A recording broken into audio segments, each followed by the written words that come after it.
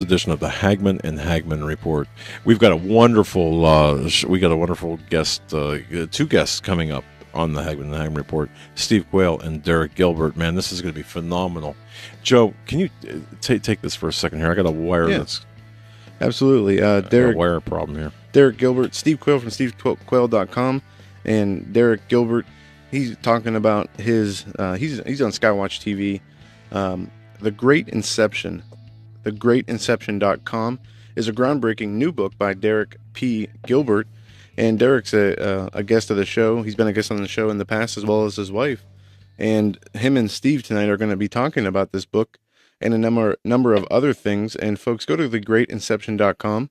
There you can watch the trailers and videos about the book. You can read about the author and about the book.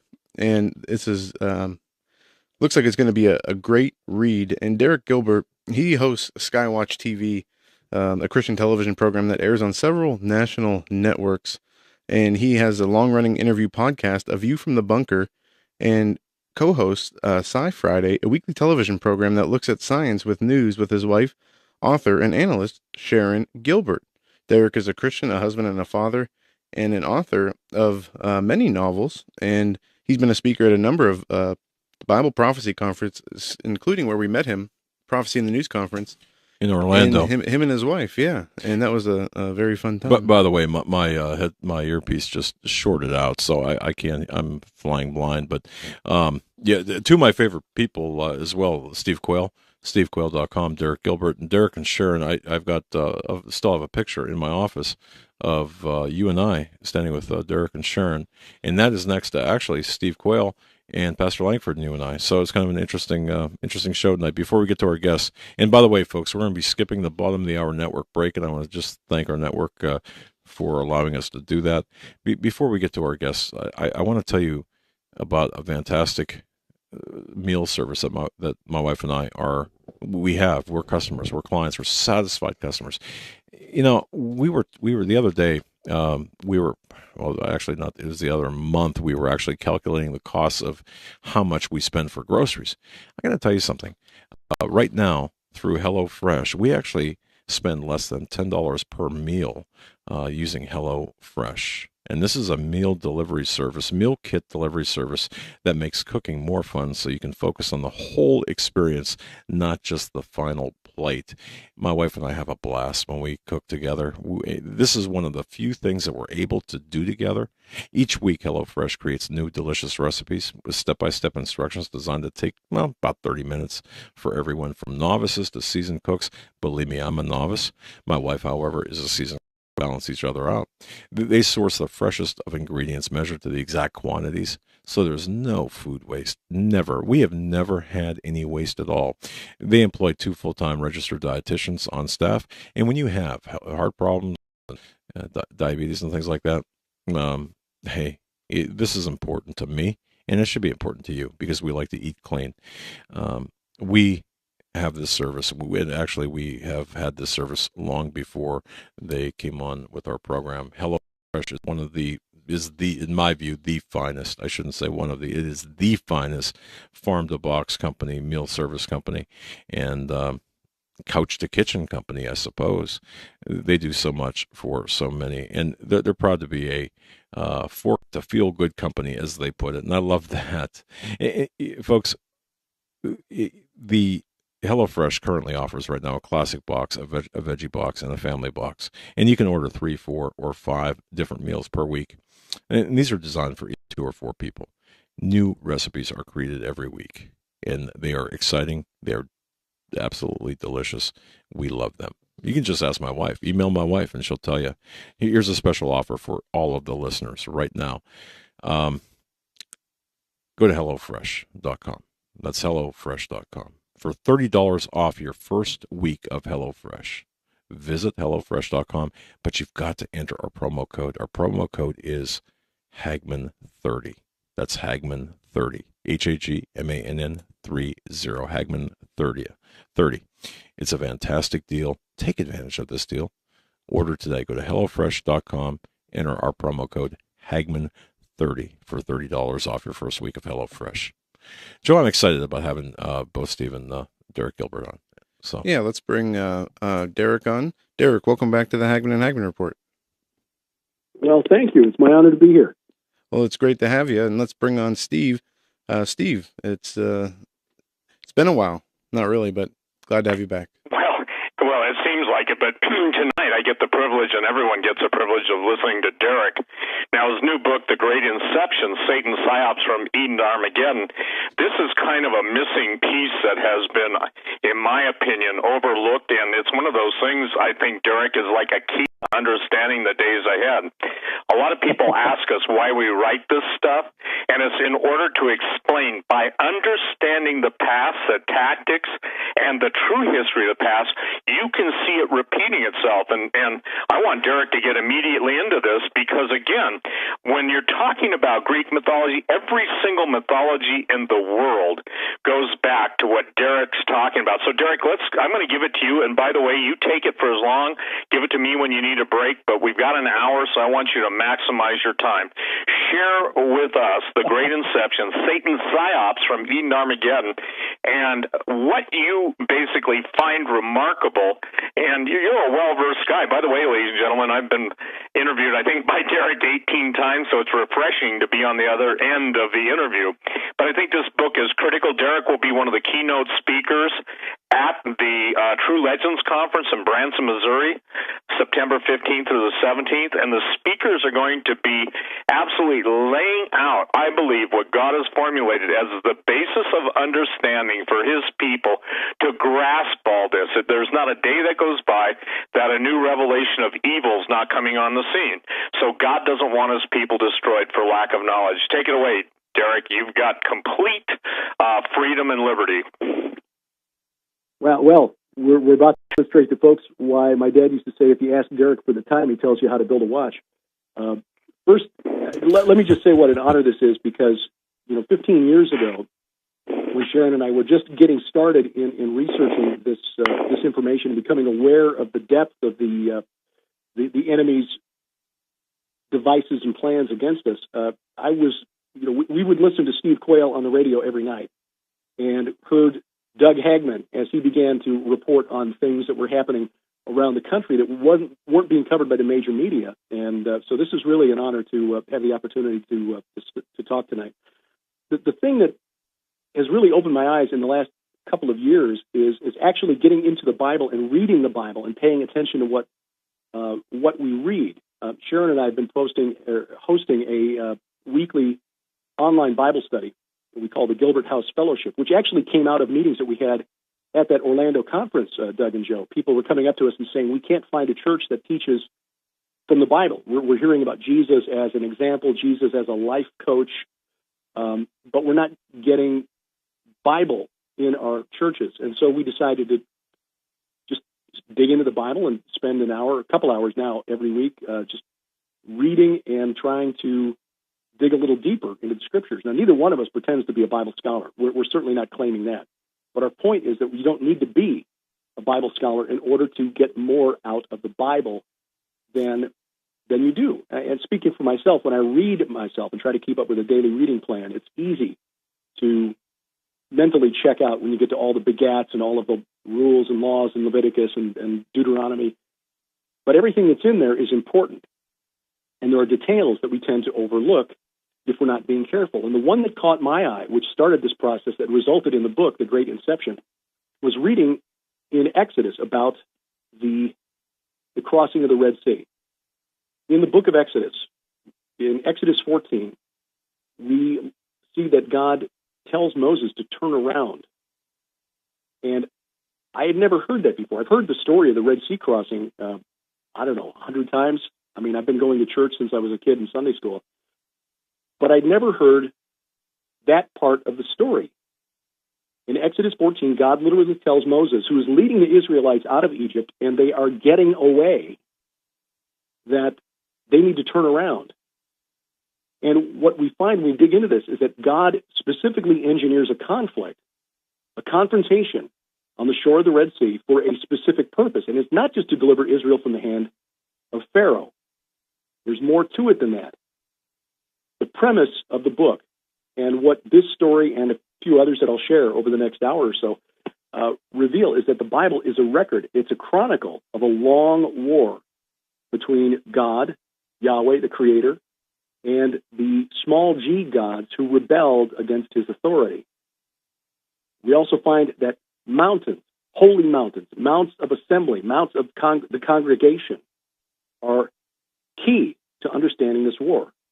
The whole rebellion of these small g gods begins on a mountain, Eden, which is a mountain, if you look at Ezekiel 28, and it will end on a mountain, which is God's mount of assembly, is Har Moed in the Hebrew, which is Mount Zion, the Temple Mount. That is where Armageddon will be fought.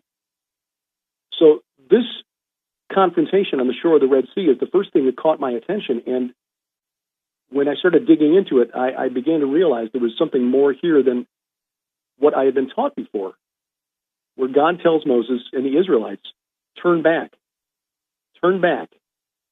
and camp at a place, and somebody actually sent me the pronunciation of this today. It's Pi Hiroth. Looks like Pi Haharoth, which is the way I've been saying it, but I guess in Hebrew it's a Pi Hiroth, in front of a place called Baal Zephon, and that's what caught my attention. First of all, God telling the Israelites to turn around when they were getting away. And just imagine being the last guy in the line of 2 million Israelites, turning around and seeing the dust from the chariot wheels of the Egyptian army coming behind them. And then getting the order from the front. Moses says, we got to turn around. But the second thing is, what is Baal doing in Egypt? Baal is a Canaanite god. I mean, I'm not a historian, but I knew that much. So I started digging into academic journals and finding papers online published by credentialed scholars of ancient Egyptian history, and find out that these secular scholars know it's not like this is internet conspiracy theory, but there was a period of about 200 years, just at the time when the Israelites were in Egypt, that lower Egypt, northern Egypt, was under the control of Semitic-speaking people from Canaan.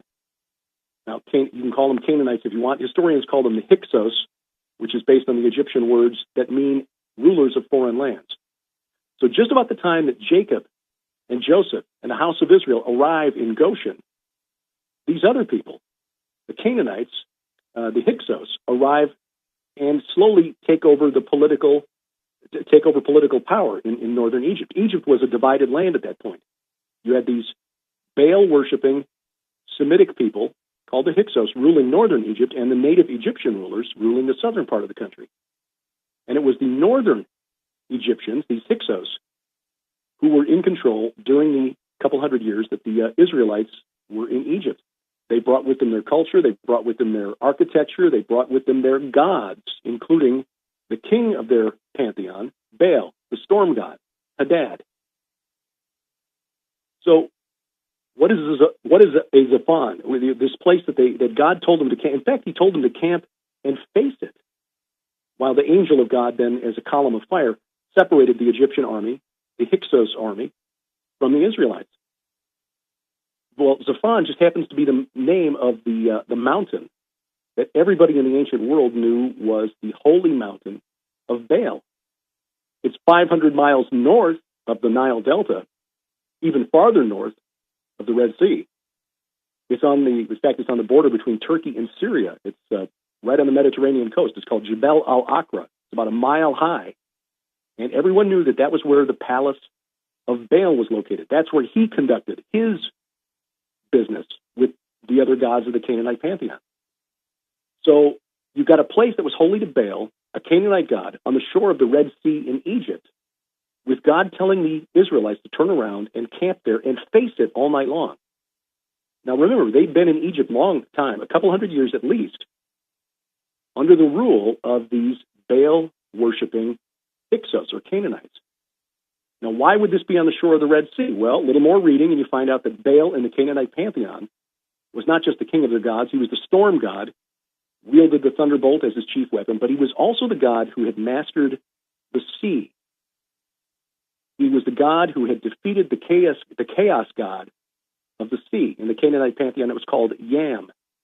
Yam wanted to be the king of the gods. Baal had to, have it out. Finally defeated him with the help of one of the other gods who made these sacred clubs for Baal to beat the sea into submission. And because of that, Baal was considered the patron god of sailors, Canaanites, who were the premier sailors of the ancient world, and then their descendants, the Phoenicians, for over 1,500 years, worshipped Baal as their patron god, the one who protected them from the chaos of the sea. So now we get the pieces of this puzzle coming together. The Israelites had been under the control of these Baal worshippers for a couple hundred years. The Pharaoh, who knew not Joseph, rose up and began to oppress them. God decided it was time to take them out of Egypt and lead them to the land that he had reserved for himself, which was under the control of the... That didn't sound good. I don't know. Yeah, did we lose Derek? It sounds like we did. We will. Boy, that went right through our headsets, Steve. Yeah, I don't know what that was. Well, can I share something and why people have got to understand this? Sure. Please, I think I've got instantaneous understanding. Yeah. When you're exposing the real root of evil, when you're talking about this stuff, who is the prince and power of the air? Well, we know that to be obviously Satan and the fallen angels. What is happening? God is literally stripping the veil off of evil. As this veil is stripped off of evil, God's people are going to be presented with a grand tour of involvement. Just as Derek was speaking about, God wanted them to turn and face the enemy. We're being, brought in the place of facing enemy, and I'd say this, most are being brought in kicking, hollering, and screaming. Let me know when Derek comes back on. This is why it's so critical that people understand. Is Derek back on? Yeah. Okay, go ahead, Derek. I'm sorry, I just wanted to fill in. I explained to them when you got disconnected that people can't just sit back and think that we just write this stuff to talk about ancient history, to, basically fill our books with pages of irrelevant stuff. The enemy, literally, and I thank God that this happened tonight, and look, this isn't a Flip Wilson joke. The devil is at war with the people on earth, and God is causing us, Derek, to have to turn and face the enemy. Go ahead, sir. That's just to re-allow people to connect with what you're saying. Well, I appreciate that. And you're right. That's exactly what's going on. There is a long war that's taking place. And what I hope I show in the book is that the enemy takes this really seriously, and so we should as well. But I guess in that vein, I maybe ought to tighten up a little bit and not take so long to get to a point, just in case this happens again. But I appreciate you reconnecting. And just go bottom line. If you want to go chapter by chapter, bottom line. And I had to laugh because Tom used to. If you built a watch, he built a watch factory. Okay, I'm sorry, I'm chuckling under my breath, but give the bottom line points because this is so critical, Derek. This is like a war manual, and the deal is just go for the points of how the Lord showed you it's relevant, because I want people to understand this. This is the battle, and we are experiencing it on the air. We do it every night, but now it's getting worse, and so the whole world's going back to Baal or Baal worship. So will you just go ahead and let me just share this. Give them both barrels, each chapter, and the conclusion. Obviously got to read the book, but again, that's what we want. Your book will be a war manual, and most people are too disconnected from this. So go ahead, sir. Bottom line, both barrels. Well, bottom line is that God specifically engineered this confrontation on the shore of the Red Sea with a God who was supposed to be the master of the sea, specifically to deliver a message, not just to the Israelites, but to the nations around Israel, but also in the supernatural realm. God was delivering Israel not just from the hand of Pharaoh, as we're told in the book of Exodus. God was delivering Israel from the hand of Baal. I mean, just picture this. You've got these worshipers who are worshiping the God who mastered the sea, watching the sea part, and the Israelites walking across the dry sea bottom and thinking, Baal has set a trap for the Israelites. And then they got to the other side, and then they followed, and then the waters closed in. Again, this was God delivering a message. My people are free, and we are now coming for you. But in the book, as you mentioned, Steve, the book is divided chapter by chapter into, according to the mountains that I think are important in this confrontation. I identified well, I originally identified 7, but Sharon, my wife, was actually the smart one in the family, and she pointed out that I missed one. I mentioned Eden as the original holy mountain, and I go into some detail there as to why that's true. Ezekiel 28 tells us that Eden was a holy mountain of God. Adam and Eve were there as part of the divine council. The divine council. This is a sort of a supernatural task force that God set up to carry out his will. Does he need a council? No. But he didn't need me to write this book either. And here I am with a copy in my hand. Here I am, on this radio program. God created these entities with free will, call them angels, if you will, and some of them chose to rebel. One of them in the garden was called the Nakash, translated into English as the serpent. I go into some detail in what the Nakash might have been, what role he may have played in this divine council, and of course, what happened to him afterward. Basically, the bottom line is that the upshot of Eden was that the Nakash, the rebel, the serpent, got kicked out of the divine council, got kicked off the holy mountain of God. Adam and Eve got kicked out of the garden, off of the holy mountain of God. And all of history is about God's plan to restore humanity to the place he originally intended us to have, which is the place on the holy mountain of God. And that is where we eventually headed someday. The second mountain in this long-running war of rebellion by these small g gods is, of course, Mount Hermon. And Mount Hermon was where the Watchers came down, and according to the Book of Enoch, 200 of them decided to take wives from among human women. They not only mated with human women and created the giants, the men of renown, the Nephilim, they also taught humanity things we weren't supposed to know. Sorcery, witchcraft, the cutting of roots, the casting of enchantments, the making of various incantations and potions and how to make weapons of war and make war, how to deceive and to lie, things like that we were not supposed to know. And for their trouble, they were cast down to Tartarus. Tartarus is a level below hell, if you can believe that. According to Greek mythology, their old gods, the Titans, who lost a war with their children, the Olympians, led by Zeus, the Titans, led by the god Cronus, were cast down to Tartarus. Tartarus is as far below Hades as the earth is below heaven, according to Greek mythology. And you say, well, Derek, that's mythology. That's a story. Yeah, except that in 2 Peter 2:4, he mentions the angels who sinned and says that God, most English translations say, thrust them down to hell. But the actual verb he uses is tartarao, which means thrust down to Tartarus. Peter was specifically linking the Watchers, the angels who sinned from Genesis 6, with the old gods of Greek mythology, the Titans. That's important. Remember that. I'll come back to that later. The next mountain in this list of holy mountains that figure in this war is the artificial mountain, Babel. And in the book, I make the case that Babel was not, as we've been taught, at Babylon. Why? Nimrod was the second generation after the flood. So, yeah, within a couple hundred years of the flood, they lived a lot longer then. During a period that archaeologists and historians know as the Uruk expansion. This was a city in southeastern Iraq. It was so important to history that we still call that country by the same name today. Uruk, Iraq, it's the same name. 5,000 years later, that's pretty long run for somebody to cast a shadow across history. Nimrod was trying to build, and I go into some detail in The Great Inception as to who I think Nimrod was historically, and this is based on the research of Egyptologist David Roll.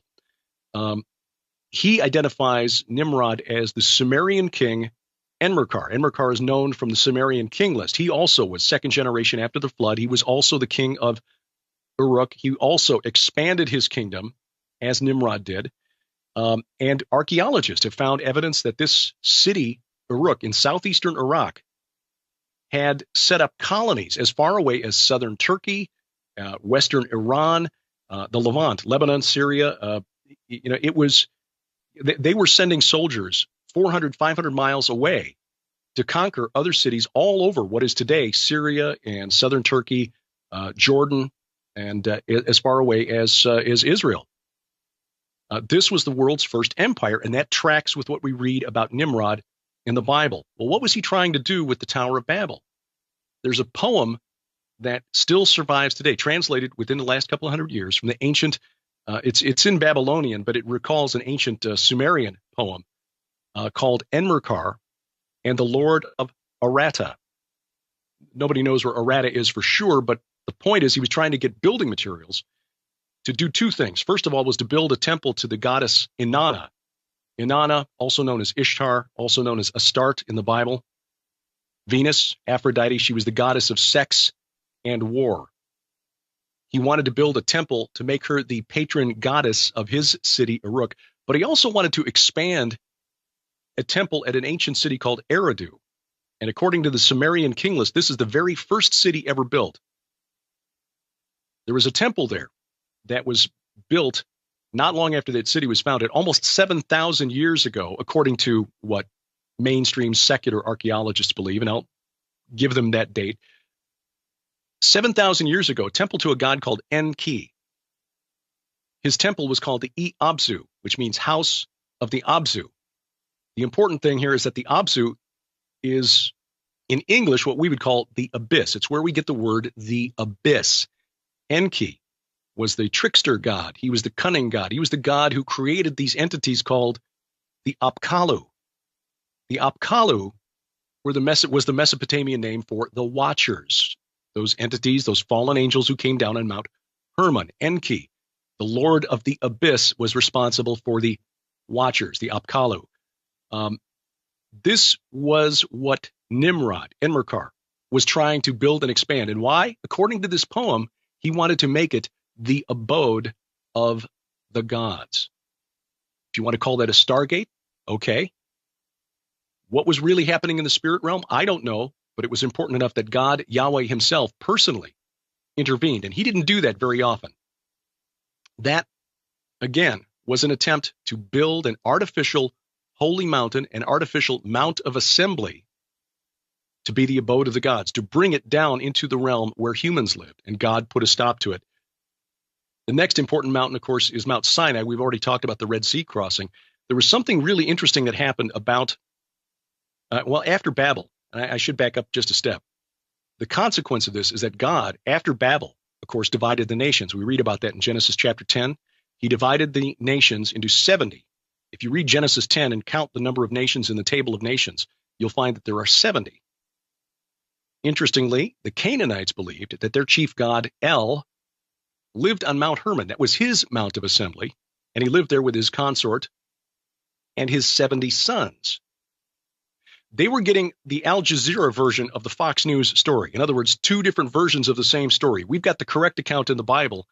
They've got the other story, the other side, the side that, is a psyop, a psychological operation, false information from the enemy to get us to change what we believe by selling us a lie. Now, why is the number 70 important? That appears to be the number of the sons of God, that God, and I'm talking about God, Yahweh, because Deuteronomy 32, verses 8 and 9, tell us that when God divided the nations, and he gave the nations their inheritance, he divided them according to the number of the sons of God. Now, not all the English translations say that. Most will say the number of the sons of Israel, but the oldest text, including Dead Sea Scrolls and the Septuagint translation of the Old Testament, which is the translation made by Jewish scholars a couple hundred years before Jesus, say number of the sons of God. 70 nations, 70 sons of God, and of course the Canaanites believed that their chief god was the one who had 70 sons living on Mount Hermon. And so hey, Derek, let's make it clear. Let's make it clear for people. That's not talking about the only begotten of the Father. That's talking about supernatural beings that are not in the same category as the Son of God. Just to clarify that, so people don't go wild and say, "Yeah, Gilbert says this," blah blah blah. So I think it's really critical that you make that clear, because obviously the Scripture says, "Know ye not that ye are gods," and that can mean God's creation, God's possession. But the point I think that you're trying to get people to understand is that this rebellion, and I don't mean to take it away from you, but this rebellion was so great and mighty and involving some of the most,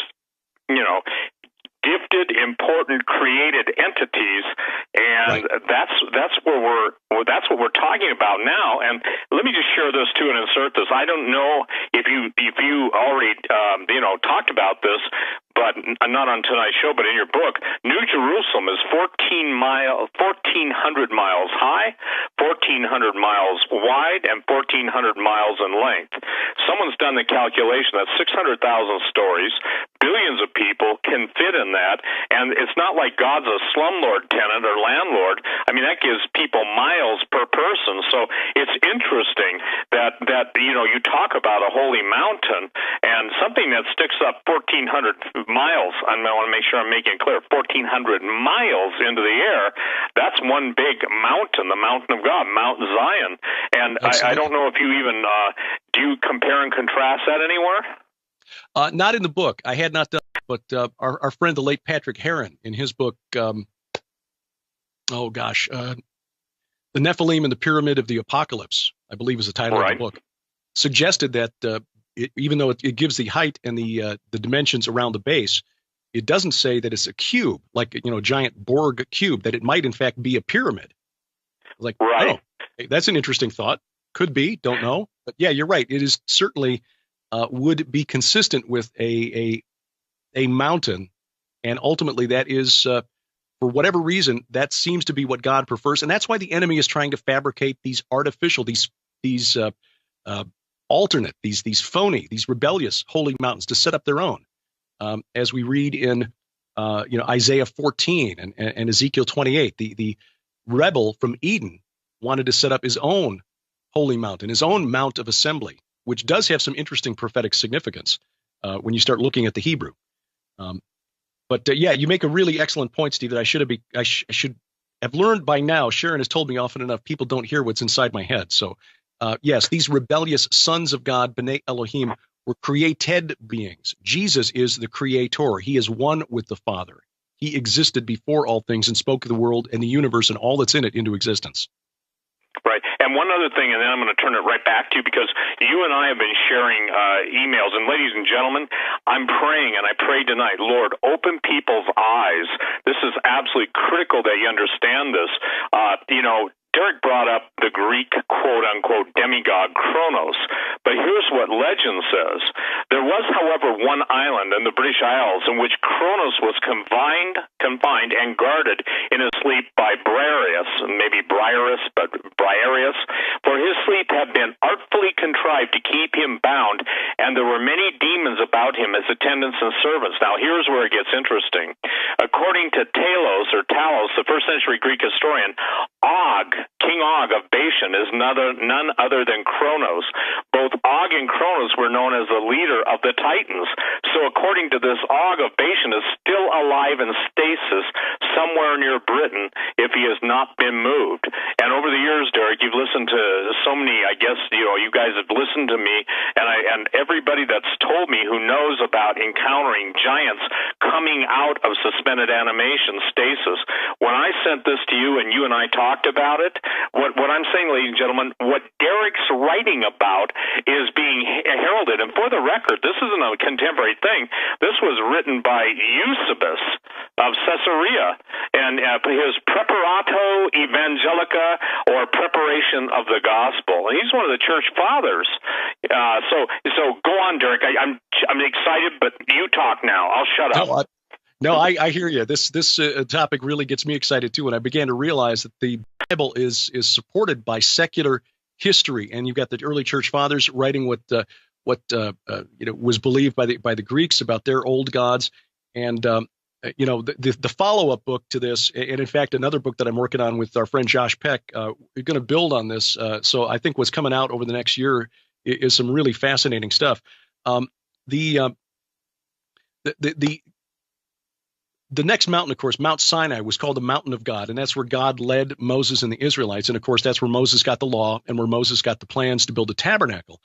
But there was another interesting incident in there in Exodus 24 where God tells Moses to bring Aaron and the two sons of Aaron, who were the priests, and 70 elders of Israel up Mount Sinai. And I had never heard this before, but in Exodus 24, beginning at verse 9, then Moses and Aaron, Nadab and Abihu, those are Aaron's sons, and 70 of the elders of Israel went up, and they saw the God of Israel. They saw the God of Israel. There were under his feet, as it were, a pavement of sapphire stone, like the very heaven for clearness. And this is similar to the description that the Canaanites had for their palace, for their chief god, Baal. Again, an enemy psyop, trying to take what belongs to Yahweh and appropriate it for, take it for their own. Verse 11, and this is interesting. And he did not lay his hand on the chief men of the people of Israel. He, God, did not lay his hand on the chief people of Israel, the chief men of the people of Israel. They beheld God and ate and drank. God brought Moses, Aaron, and the 70 elders of Israel up the mountain, Mount Sinai, the mountain of God, and they ate a meal with him. This was huge because it was the first time since Eden that humans had joined God face to face on his holy mountain. Why is the number 70 important? Because 70 was the number of the sons of God placed over the nations. These were the gods that were worshipped by the other nations. The national god of Moab, Chemosh, the national god of Ammon, Molech, the national god of the Philistines, Dagon. Those were the 70 B'nai Elohim who rebelled against their creator. And this was God on Mount Sinai with the 70 elders of Israel, having a meal with them as a message to the spirit realm. This is what's going to happen. You are going to die like men. That's in Psalm 82, where God is in the midst of the divine council judging these unjust rulers, these unjust gods. You are going to die like men. Humans are going to rejoin me and take your place on my holy mountain. Now, of course, it didn't happen right away because the Israelites, like us in America, us Christians, have a very short memory, and we tend to go back to our old sinful ways. Mount Zaphon, I'd already mentioned, that was the holy mountain of Baal. That was important. In fact, it was so important that the word Zaphon actually became the name or the word for the compass point north in Hebrew. Why? Because Mount Zaphon, Baal's holy mountain, was north of Israel. It's on the border between Turkey and Syria. And that was the direction from which all the invasions of Israel came when the Assyrians and the Babylonians and the Persians came to invade Israel. They always came from the north. But it also makes some of the prophetic verses that have puzzled us and that scholars have studied and argued about for years really interesting. If you look at Ezekiel 38, you've got that those verses about Gog and the land of Magog and Beth Togarmah from the uttermost parts of the north. Again, the Hebrew word for north is the name of Baal's holy mountain. And there are only 3 places where the Hebrew phrase there in Ezekiel 38:6, Yarikat Zephon, show up. That's one.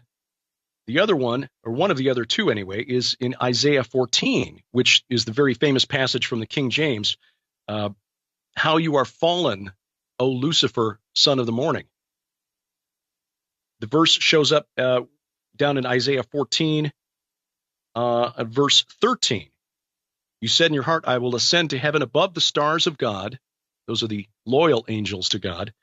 I will set my throne on high. I will sit on the mount of assembly. There's that phrase again. The mount of assembly in the far reaches of the north. Yarikat Zephon. Some English translations actually say on the remote slopes of Mount Zephon. So is Gog and Magog, are they coming from Turkey, from this mountain particularly? Or are we looking for a cosmic rebel? Is Gog of Magog actually Baal, who Jesus identified as Satan? I think that's the more likely case. Another holy mountain that was the site of an important confrontation is Mount Carmel. Of course, Baal was being brought into Israel by Ahab and his wife Jezebel. And of course, Elijah performed a massive smackdown there.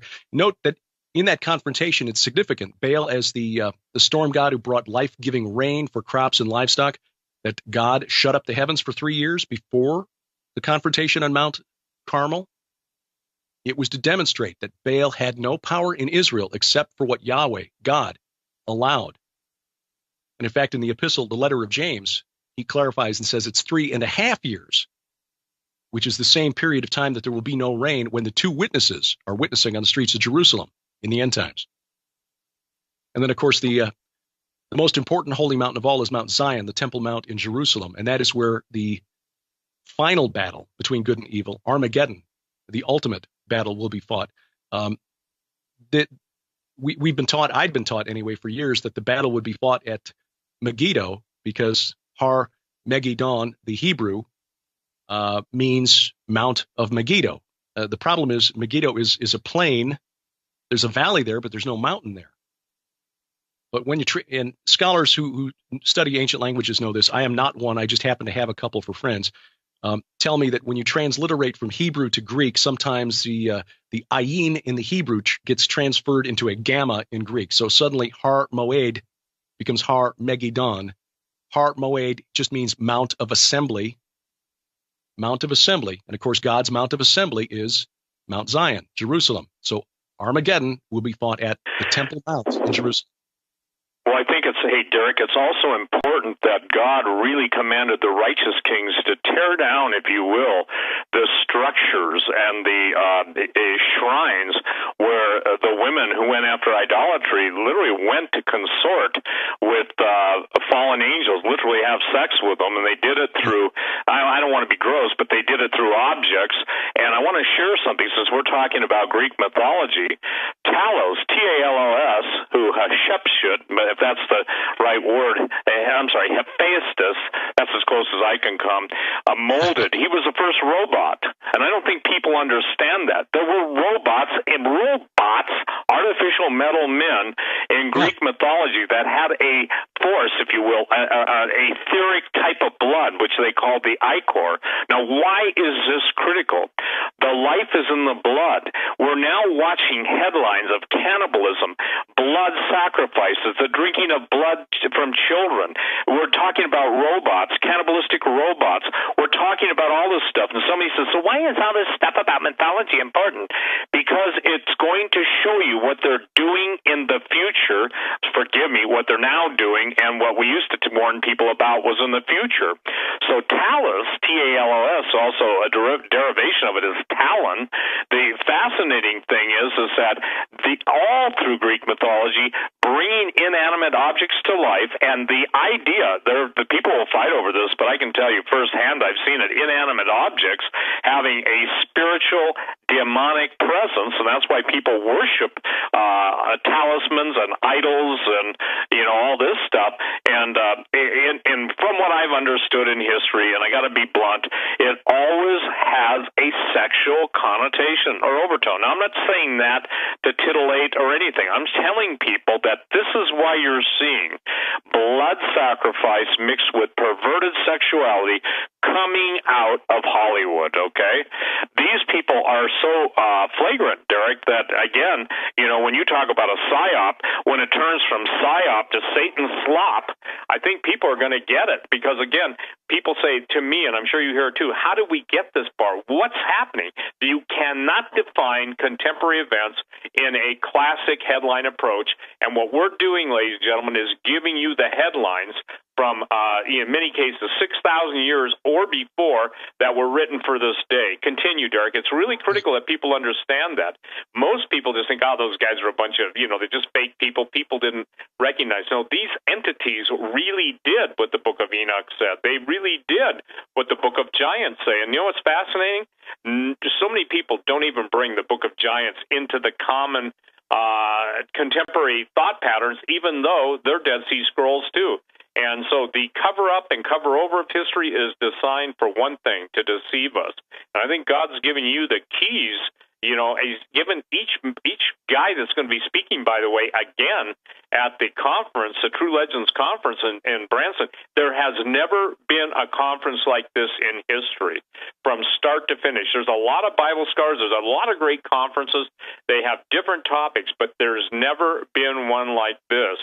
And I think it's interesting because you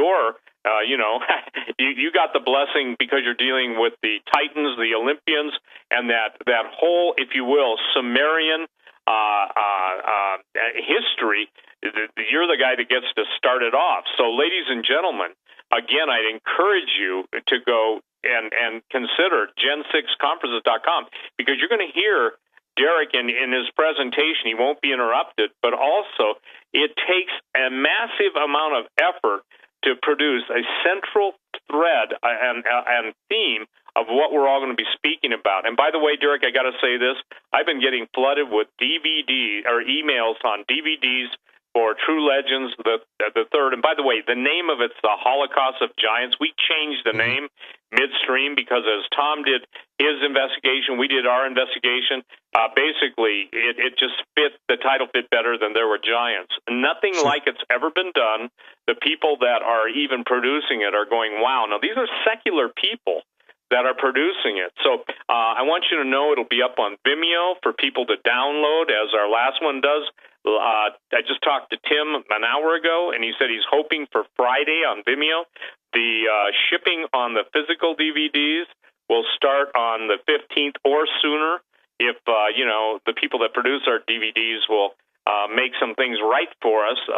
That will happen quickly. So I just want to share that because I'm getting emails while we're on the air. So continue, Derek. And again, I want you just to absolutely, if I said to you, Derek Gilbert, what is the most amazing thing that of the majesty of God and the revelation that you came away from that you want to impart to others, what would that be? I wish we had 3 hours for the intro. Well, I could do 3 hours standing on my head. In fact, I've already done about 5.5 hours worth of presentation, different material from the book. And there are a couple of things. One of the things that blew my mind, getting back to the Titans, but then there's some uplifting good news that I think really, I think frosts the cake. And that is our ultimate destiny and how we get back to God's holy mountain. But very quickly, the thing that another mystery in the Bible that drove me to research was the line by God to Abraham when they were joining in a covenant in Genesis 15, was he told Abraham that his descendants would spend 4 generations in Egypt because the sin of the Amorites, the iniquity of the Amorites, is not yet complete. Okay, all I knew about the Amorites is that they were in the Bible, so I started studying everything I could find, secular researchers on the Amorites. Found out the Amorites founded Babylon. So all of this occult wickedness, this occult system that is legendary. In fact, the end times one world occult church is Babylon the Great, Mystery Babylon. That all comes from the Amorites. Okay, count that in their corner. Og, the king of Bashan, was an Amorite king.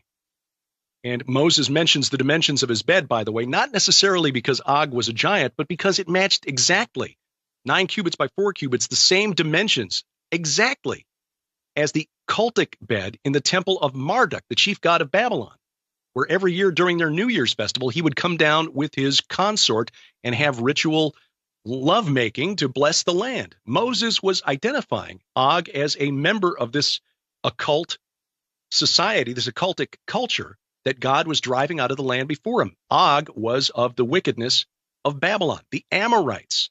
What else? Well, the Amorites apparently believed that they were descended from the Titans. Scholars within the last 30 years have found a tablet, an inscription that they've translated, and they called it a funerary ritual. No, it was a necromancy ritual. They were trying to communicate with the dead as part of a coronation, the coronation of the last king of the city-state of Ugarit. That was a Canaanite, Amorite kingdom on the coast of what is now Syria. This was about the time of the judges during the Old Testament. And the last king of Ugarit, whose name was Amurabi, the same as Hammurabi the Great of Babylon, who lived about 500 years earlier, in this ritual, it literally says, "We summon you, O Rephaim. We summon you, O Rephaim." Okay, Rephaim are mentioned in the Bible, Isaiah 14 for one. They're like the spirits of the dead kings of old, the mighty men of renown. But they also summon something called the Council of the Datanu. Well, what were the Datanu? More research found out the Datanu was the name of an ancient tribe of Amorites who were the ancestors of the royal houses of Ugarit and of Babylon. Then I found, and this was by accident, stumbled onto, I take that back. I was led.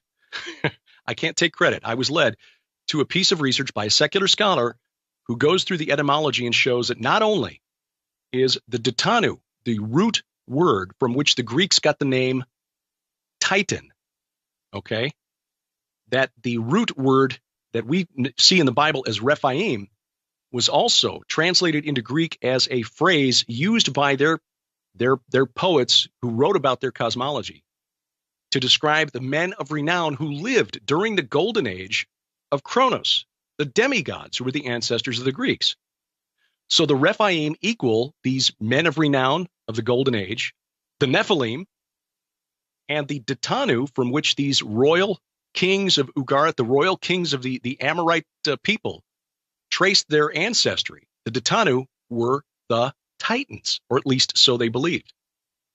So these were the people that God was moving out of Canaan ahead of the Israelites, people who literally, in necromancy rituals, tried to summon the spirits of the old gods of the Greeks, the Titans, Kronos and his bunch, and the spirits of the Nephilim to bless the new king. And here's the other thing, the piece of that puzzle. This last king of Ugarit, his name was Amurabi, and scholars, for whatever reason, think that the root word translated into the Bible as Rephaim means healer, like a doctor of some kind, even though they admit they can't find any example anywhere in history of the Rephaim acting as healers. So they translate his name and the name of his distant cousin, Hammurabi the Great, as meaning my kinsman is a healer. No, what it means is my kinsmen are the Rephaim. My kinsmen are the Nephilim. My kinsmen are the spirit of these demigods, the product of these sinful relations between the Watchers who rebelled against God and human women. Those were the people that God was moving out. Those were the people to whom God said the return of the Israelites from Egypt is timed to the sin of this people, these Amorites who founded Babylon, which has become a byword for occult wickedness, and it will be until the end of history.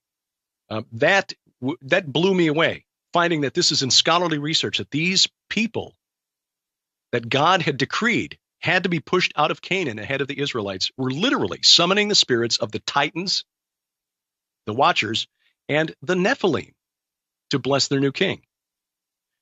But the good news is that God has got a plan, and we are going back to his holy mountain someday.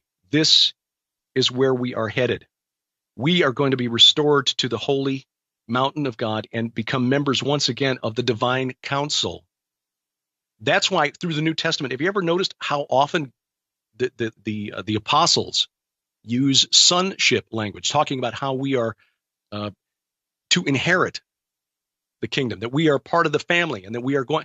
I mean, it's why the parable of the prodigal son is so significant.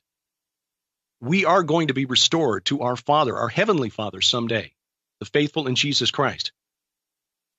And the first two chapters of Hebrews make this really clear. They jump out of the Bible at you when you understand this divine council paradigm and understand that it's all about control of the holy mountains, the holy mountain of God. That the rebel in Isaiah 14 wanted to establish his holy mountain, Mount Zaphon, the holy mountain of Baal, as supreme.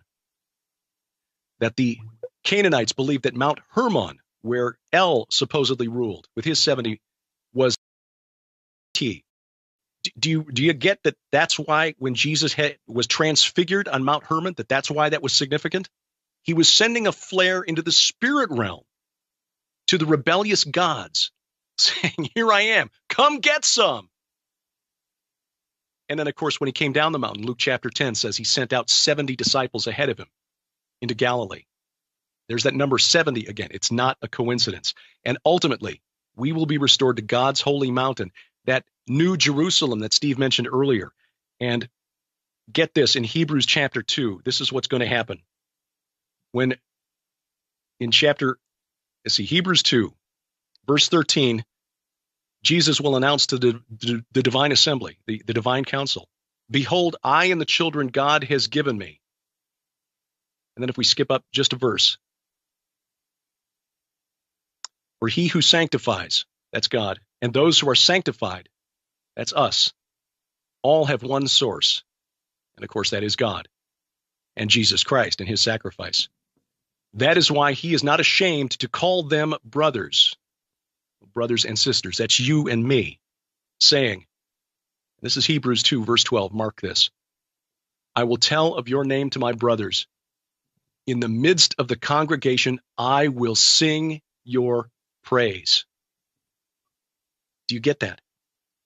There's a day coming when Jesus is going to reintroduce us to the divine assembly, the congregation on the mountain of God, and he will sing your praise. If you put your trust in Jesus Christ, in the midst of the congregation, he will sing your praise. That is our destiny, humans. Put your trust in Christ. What a great dot connecting exercise as well between Steve's work, Derek, your work in current events and how it applies the context. You just drew a great map, mental map, great image of what is yet to come. We got about a minute and a half, Derek? brother. Got about a minute and a half, Yes. guys. Yeah, hey, Derek, why don't you, Derek, tell people how they can order your book, because I think this is a primer. Everybody that's going to Branson and wants to know the starting point, which, everything all of us will be talking about, tell them where to get your book. You can get it at Amazon.com, of course, but if you want to get a special deal, we've got it packaged together with an excellent book by Dr. Michael Heiser called Reversing Hagmann, and a hardback edition of the Book of Enoch, plus a couple of other things, a DVD and a CD of interviews and presentations. All of that for a special price at skywatchtvstore.com. That's skywatchtvstore.com. And Wow. thegreatinception.com is the website for the book. And thank you, and Steve. I've got a bunch of video presentations there, so yeah. Yeah, you do. And trailers as well. Derek Gilbert, Steve Quayle, thank you so much for joining us tonight. It was fantastic. Look forward to talking to you again in the near future. Thank you. Thank you. Bless you guys. Bye-bye. We'll be right back with Pastor David Langford after this.